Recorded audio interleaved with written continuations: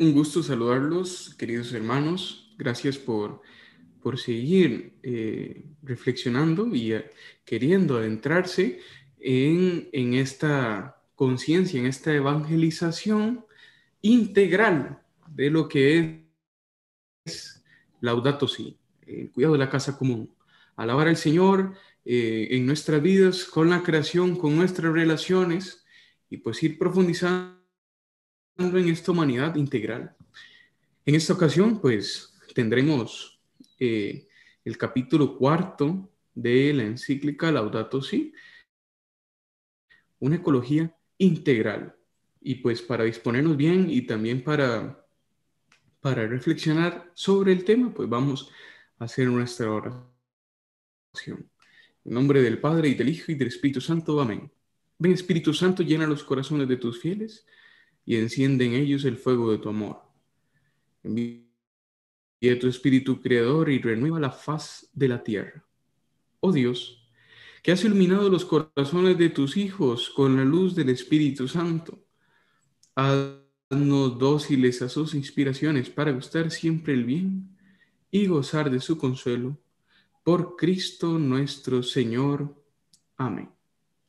Pues bien, hermanos, en esta ocasión vamos a escuchar una serie, un capítulo de la serie elaborada por la REPAN, la Red Eclesial Panamazónica, y en una serie de capítulos que se elabora sobre el personaje principal, que es San Francisco de Asís, y recorre el mundo, dialoga con las criaturas, dialoga con la creación.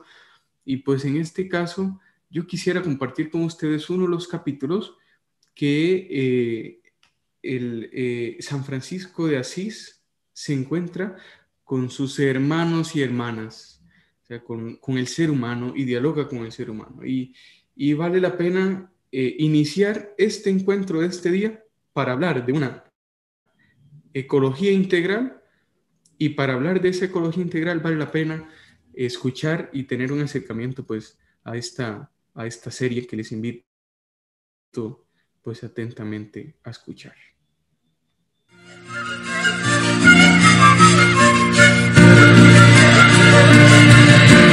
Laudato Si. Laudato Si. El cuidado de la casa común. Alabado seas. Alabado seas. Capítulo 19. Hermanas y hermanos.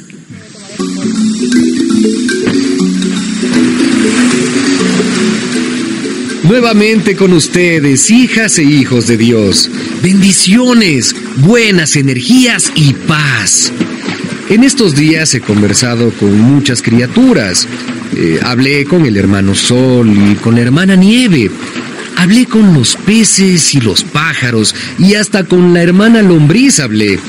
Y todos me han contado la angustia que sienten porque el mundo se está calentando, recalentando, y el clima de la madre tierra ya ha cambiado. ¡Ay, cuántos desastres he visto en estos días!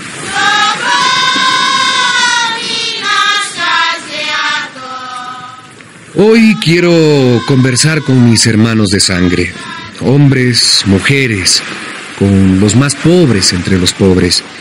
Por eso mi tocayo, el Papa Francisco, me dijo que viniera aquí, a esta tierra, la más castigada por la avaricia de unos cuantos. Estoy en Haití, en esta media isla en medio del mar Caribe.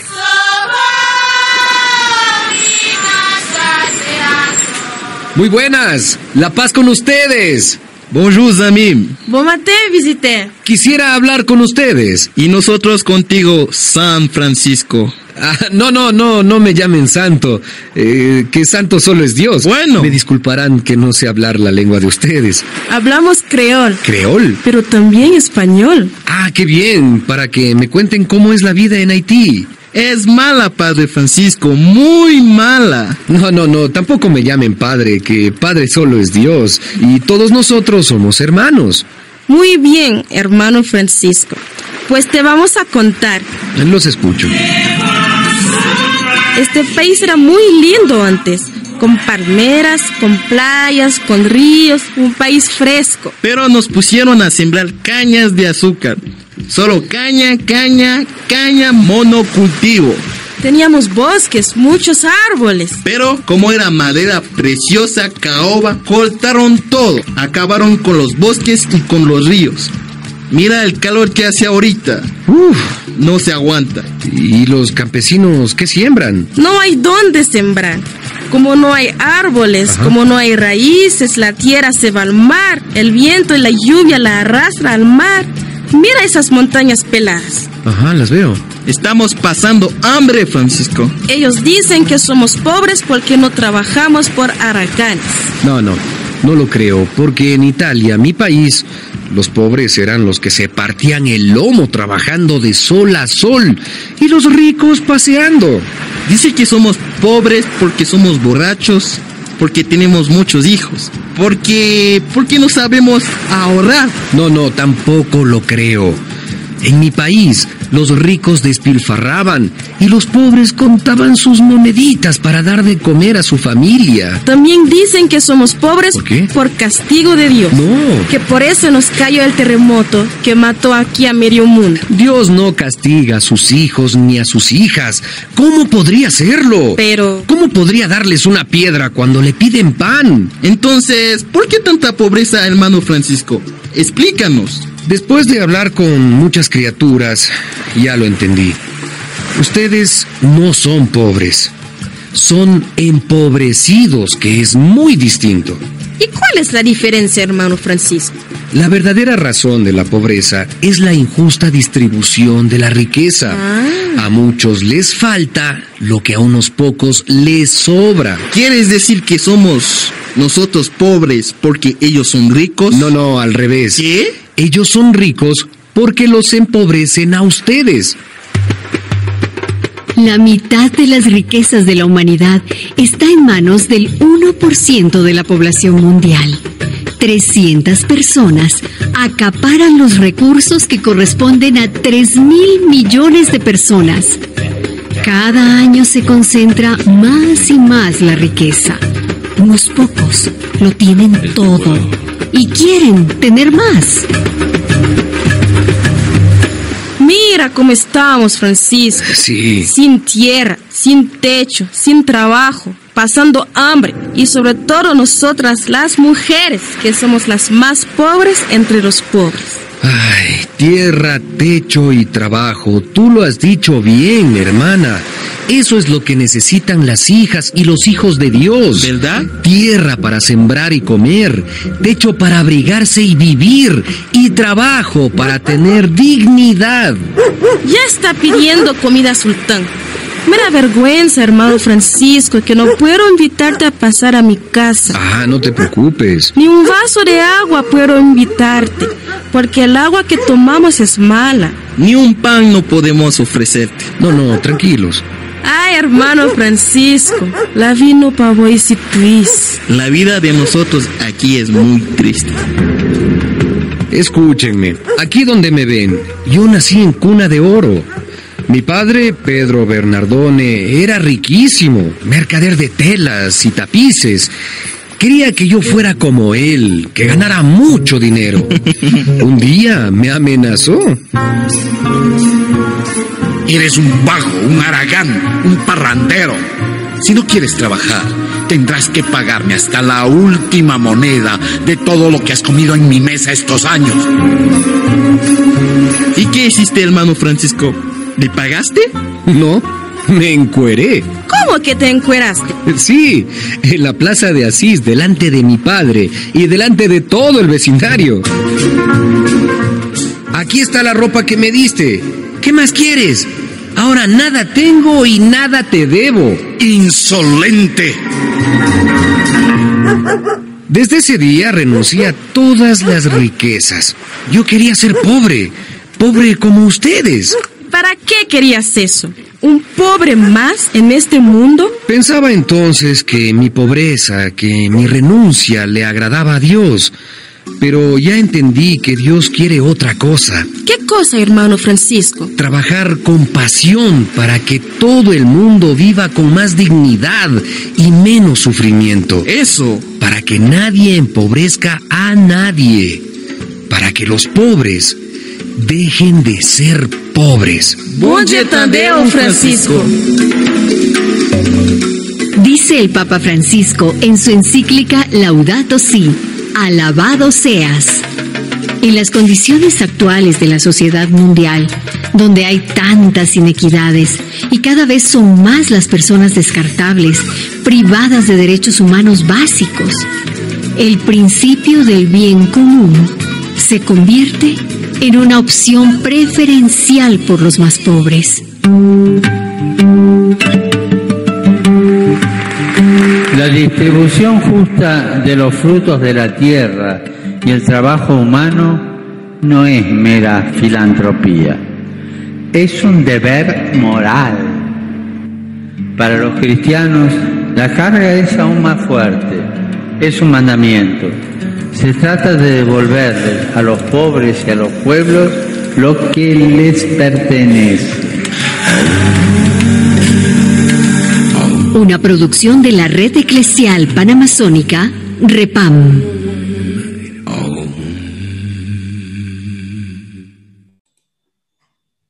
Pues bien, queridos hermanos, hasta este punto ya nos encontramos entonces al capítulo 4 de la encíclica Laudato Si, y este primer acercamiento que nos ha dejado de esta serie, que incluso quisiera que en los comentarios interactuemos y que puedan escribir qué les ha suscitado escuchar pues este diálogo del hermano Francisco con pues, sus hermanos y hermanas, los seres humanos, y en especial los pobres, entre más pobres, ese diálogo cruento, ¿verdad?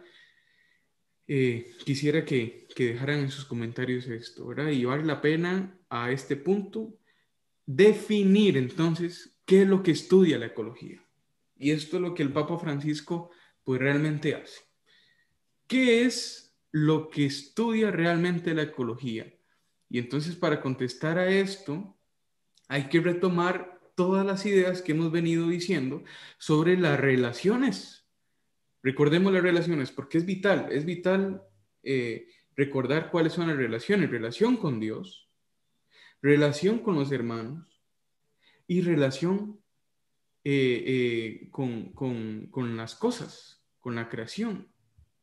Habíamos hablado en el último capítulo que incluso en esta relación con la creación podíamos hablar de nuestra relación con los objetos, con las cosas, para también identificar qué es lo que está pasando, con nosotros, cuál es la relación de nuestra conciencia relativa de usar y desechar. Entonces, vale la pena. Entonces, para definir qué es lo que estudia la ecología, hay que retomar esa idea de las relaciones y profundizar. Porque lo que la ecología entonces estudia son las relaciones entre organismos vivientes y el ambiente donde se desarrollan esos organismos vivientes. Y esto implica una totalidad de relaciones. No podemos fragmentar, no podemos aislar relaciones. No podemos aislar con los conocimientos que nosotros tenemos de esas relaciones.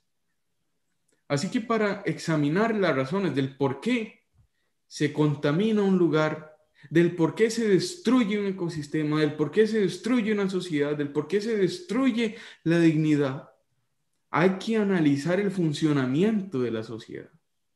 Hay que analizar el funcionamiento de la economía, del comportamiento y de la manera de entender la realidad. Eso es trabajar en una ecología integral, y ahí damos con el punto de este capítulo. Hay que analizar la totalidad del funcionamiento de la sociedad, de la economía, del comportamiento y del entender la realidad para hablar de una ecología integral. Porque apoyar la ecología no es solo empuñar una bandera azul o alzar la voz para defender los mares, para defender los bosques, para defender los ríos. No es solo eso, no. Una verdadera conciencia y un apoyo ecológico empuña una integralidad de análisis, una integralidad de conciencia de vida humana. Y pues es vital entender que los ecosistemas tienen la capacidad de regenerarse y tienen la capacidad de regenerar los recursos vitales, como, como la captura del dióxido de carbono, como la purificación del agua, como el control de las enfermedades y de las plagas, como la formación de los suelos, la descomposición de residuos, en fin, muchas cosas más.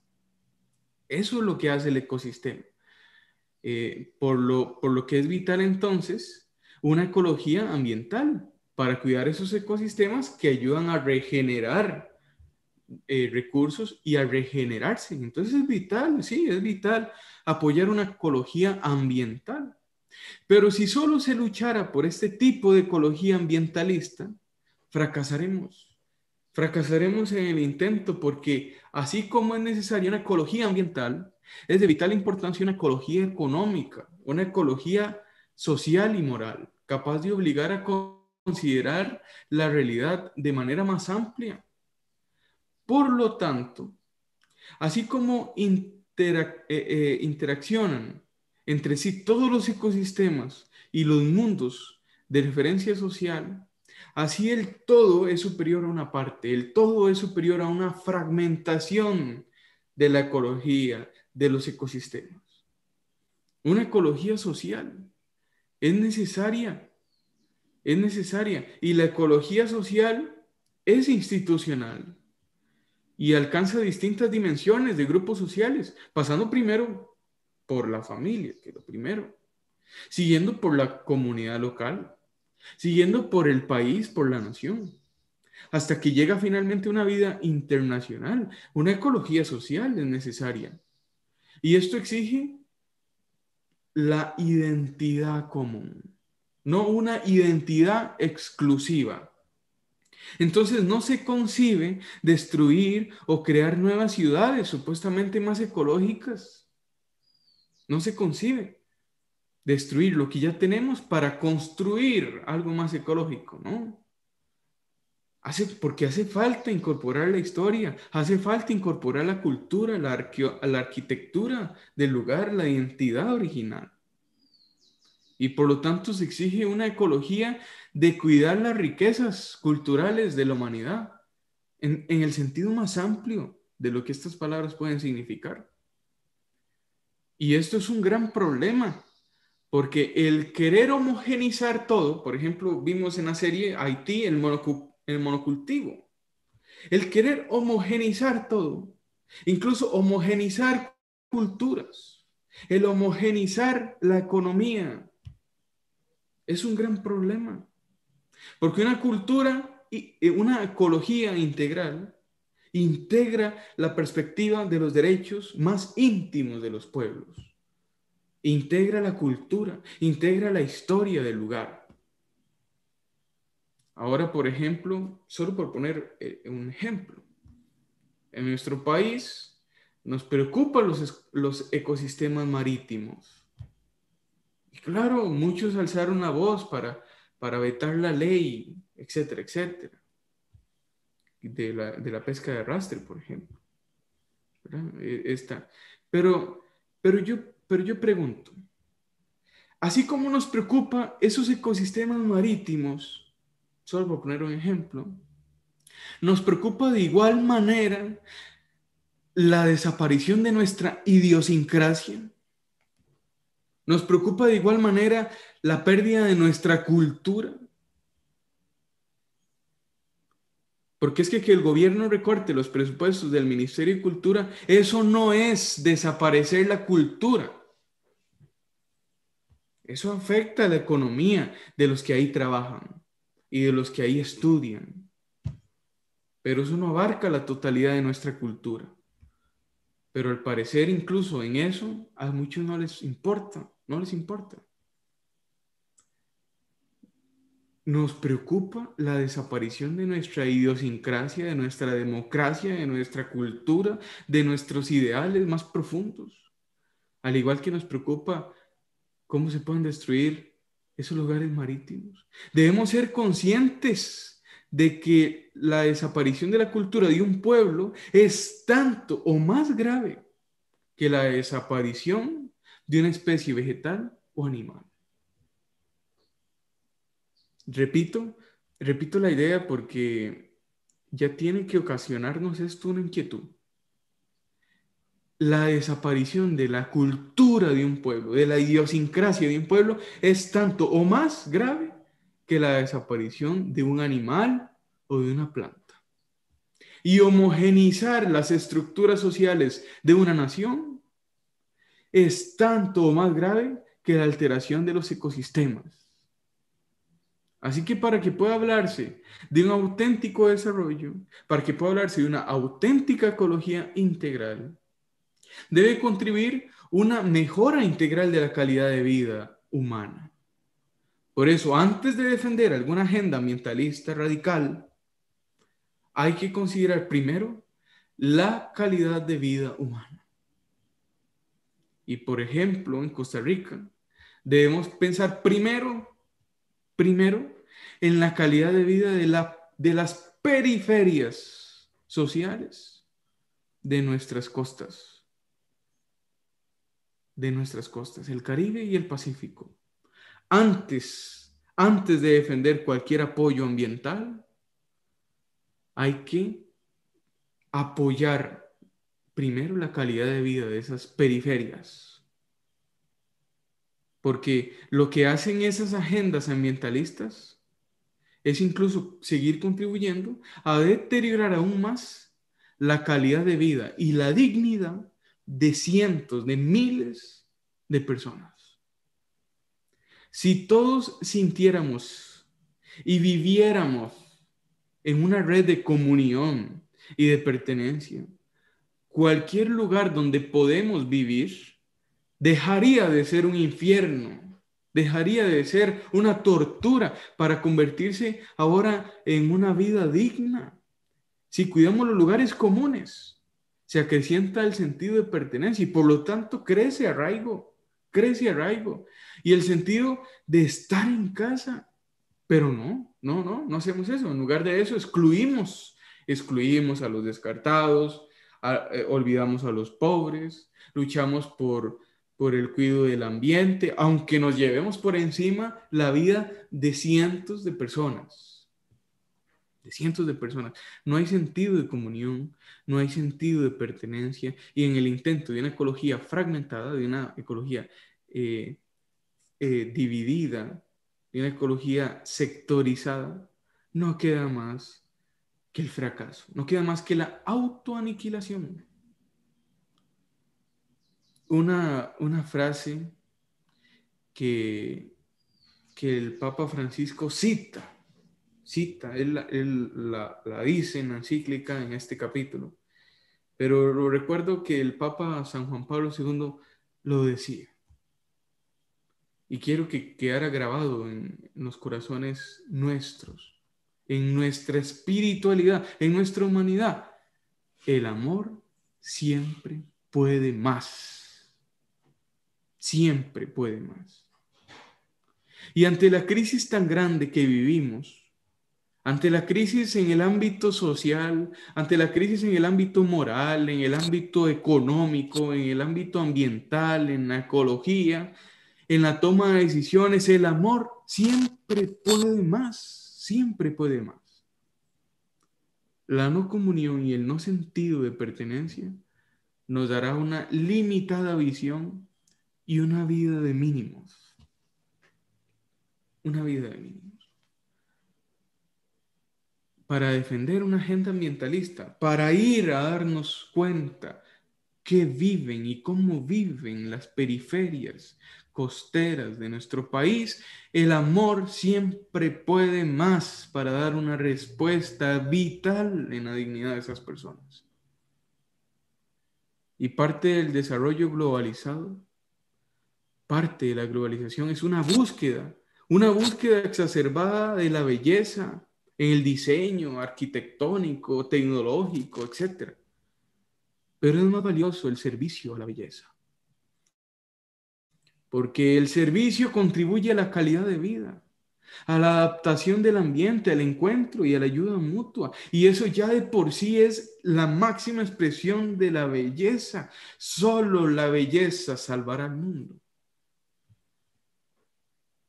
El Papa en este capítulo va a citar incluso las palabras que ya él había dicho en Evangelii Gaudium, como un sueño, pareciera un sueño del Papa Francisco, pareciera un sueño, pero bueno, se vive de utopías, el cristiano, ya lo hemos dicho, el cristiano vive de utopías, porque vive de la esperanza de la nueva Jerusalén, de la Jerusalén celeste, de una humanidad regenerada, reconstruida, cristificada. Y entonces el Papa Francisco dice, qué hermosas son las ciudades que superan la desconfianza enfermiza e integran a los diferentes y que se hacen de esa integración un nuevo factor de desarrollo.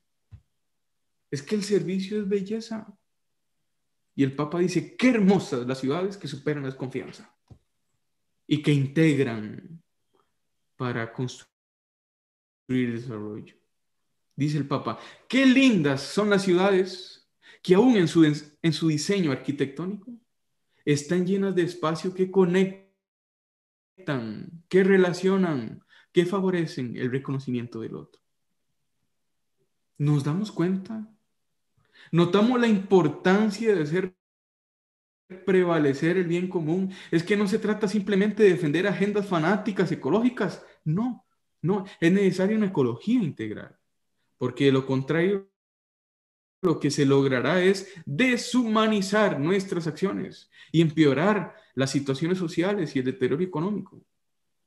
El bien común siempre presupone el respeto a la persona humana con derechos ordenados a su desarrollo integral. Pero cuando esos derechos no buscan un desarrollo integral de la humanidad, son derechos que lejos de contribuir a mejorar la vida, lo que hacen es destruir la vida. Destruir. El bien común requiere paz social, requiere estabilidad, requiere seguridad y requiere sobre todo un deber especial del Estado, defender el bien común y promover el bien común. En una agenda de ecología integral real, el bien común se convierte inmediatamente en una opción preferencial por los más pobres y exige, ante todo, la inmensa dignidad del pobre. El Papa Francisco dice, despertemos, miremos.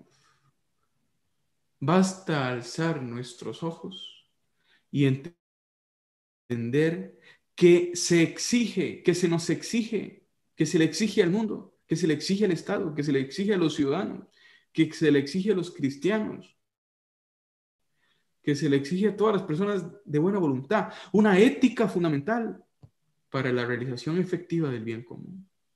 Despertemos. Y para finalizar la reflexión de este día, quisiera que termináramos haciéndonos una pregunta que en el fondo la plantea el Papa Francisco, porque ya no basta decir que debemos preocuparnos por las futuras generaciones, no. Ya no basta decir eso, ya no basta decir, es que ¿qué vamos a hacer con el mañana? No basta. Se requiere advertir que lo que está en juego es nuestra propia dignidad. Eso es lo que está en juego. Somos nosotros, no las futuras generaciones, somos nosotros los primeros interesados en dejar un planeta habitable para la humanidad del mañana. Entonces yo quisiera que nos planteemos esta pregunta. ¿Qué tipo de mundo queremos dejar para las futuras generaciones? ¿Qué tipo de mundo le queremos dar aquí ahora a los niños que están creciendo? ¿Qué tipo de mundo queremos vivir hoy nosotros? Yo quisiera, pues con estas preguntas finales y con esta interacción que hemos tenido, pues invitarles, decirles, animarles a que ante la crisis, ya habíamos dicho que el Papa había hecho referencia, aunque de todos los habitantes del planeta, aunque solo uno se mantenga firme, hay esperanza. Hoy, la frase con la que podríamos terminar es: el amor siempre puede más. Y lo que está en juego es nuestra dignidad. Y lo que está en juego en las agendas políticas, ambientalistas, ecológicas de extremas, sin tomar en cuenta la dignidad de vida de las personas y sobre todo de los pobres de las periferias de nuestro país, el amor siempre puede más, siempre puede más.